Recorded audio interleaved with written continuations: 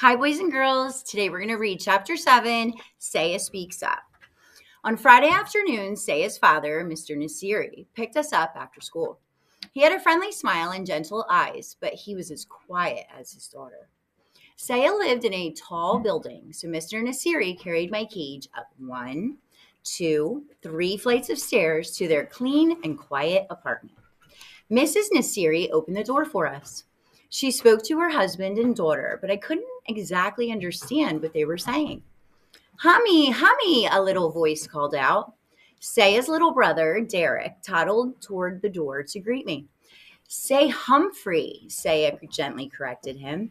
Hummy, he said. The Nasiris put my cage in the living room, right in the middle of a big table. Then they pulled up chairs so they could all sit and stare into my cage.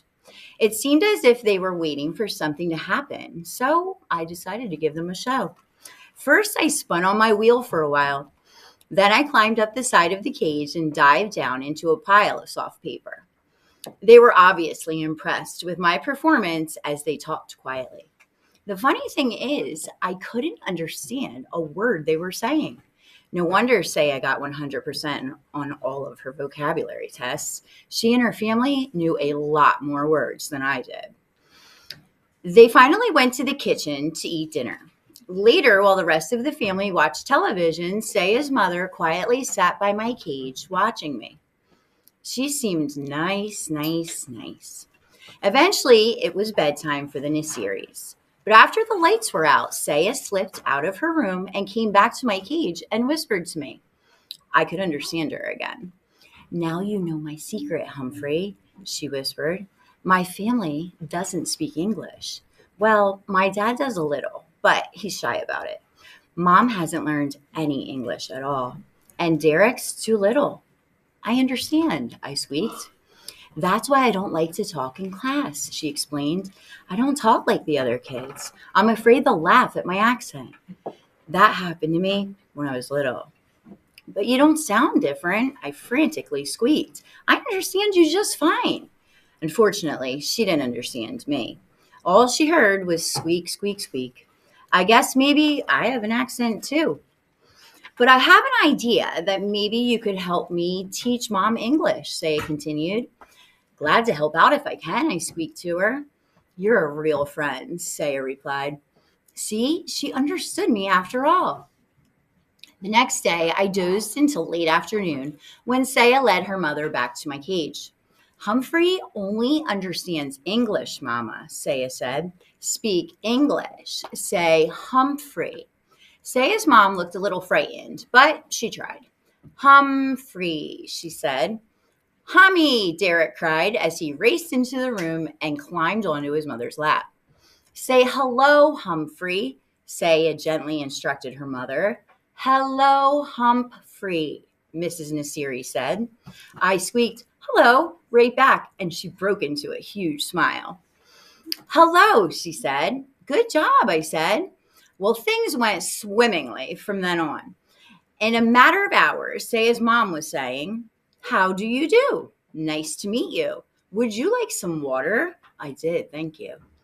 Even when Saya and Derek left to go to the store with their father, Mrs. Nasiri kept on talking. I let her know I understood what she was saying by wiggling my whiskers and hanging by one paw from the top of my cage. Good boy, Humphrey, she said. Saya and her father were amazed at Mrs. Nasiri's progress when they returned. The family spent the rest of the evening practicing English. First, Saya pretended to be a guest at the door. She went into the hall and knocked. Her mother opened the door. Hello, Saya, she said. Won't you come in? Then Derek went out and knocked. Mrs. Nasiri opened the door and said, hello, Derek. Won't you come in? He rushed in and toddled right over to the table, shouting, Humphrey, Humphrey. Next, Saya convinced her dad to practice English with her mom. What time it is? Asked Mrs. Nasiri. What time is it? Saya corrected her. Mrs. Nasiri got it right the second time. Then Dad looked at his watch. 7:15, he answered. Would you like some tea? Mrs. Nasiri asked. Yes, please. I would like some tea, Mr. Nasiri answered. Guess what? They had a tea party right on my table. As a reward for all of their hard work, I spun my wheel as fast as my legs would go, and they all cheered. Later, after the lights were out, Saya slipped out of her room to talk to me again. Thank you, Humphrey, she whispered. My mom says she's ready to go to English class now, but I wish you were the teacher. So do I squeaked, and I meant it. There were more English lessons on Sunday, and Saya showed Derek how to clean out my cage. Suddenly, the boy began to giggle. Humphrey poop, he yelled. His English was improving too.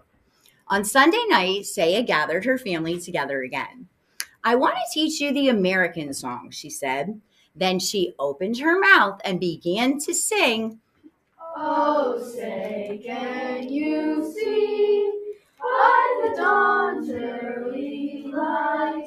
I stood up just like we do in the classroom when the Star-Spangled Banner is being sung.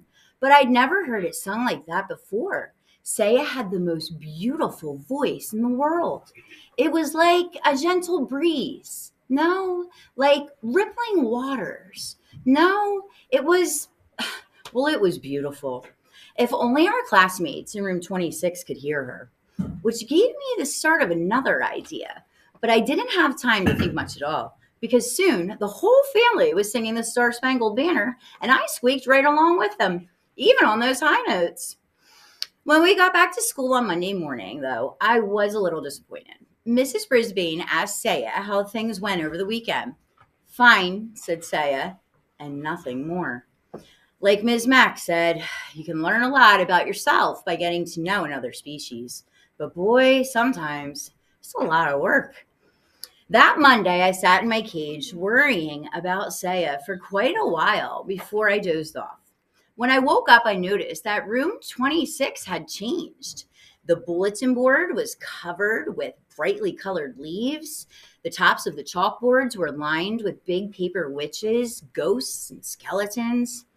Hanging from the light fixtures were black crepe paper bats. Then I looked to my right and gasped. A horrible, huge orange face with an evil grin was staring directly at me. I jumped back, my heart pounding. Hey, Humphrey, don't you like old Pumpkinhead? AJ whispered to me from his seat nearby. Look, Humphrey's scared of a little old jack-o'-lantern, Garth said. Scaredy cat, scaredy hamster. I stood up straight and looked as unscared as I possibly could. Quiet, Garth and AJ, said Mrs. Brisbane. Then she quickly returned to a math problem she was writing on the board. Suddenly, I noticed a little movement in the center of the room, a murmur, a change. I looked over and yes, Saya had her hands up. Everyone noticed it except Mrs. Brisbane, who had her back to the rest of us. Mrs. Brisbane, Heidi called out. Without turning, the teacher said, raise your hands, Heidi. Now Heidi had her hand raised as well as Saya. Well, what is it? Mrs. Brisbane turned to face the class and was obviously surprised at what she saw. Yes, Saya, she said. In a loud, clear voice, Saya said, may I move the pumpkin away from Humphrey's cage?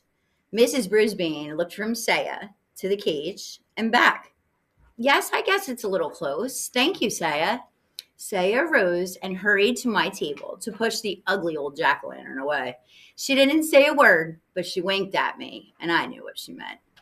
Heidi, did you want to say something? Mrs. Brisbane asked. Not anymore, she said. Everything went back to normal until the bell rang for recess. As my classmates all scattered and ran toward the door, Garth paused by my cage. Scaredy cat, he muttered. Then he moved the pumpkin right up against my cage again. I puffed up my cheeks as big as I could get them. It was going to be a very long day. Tip 7. When hamsters feel intimidated, they often puff up their cheeks. Guide to the Care and Feeding of Hamsters, Dr. Harvey H. Hammer.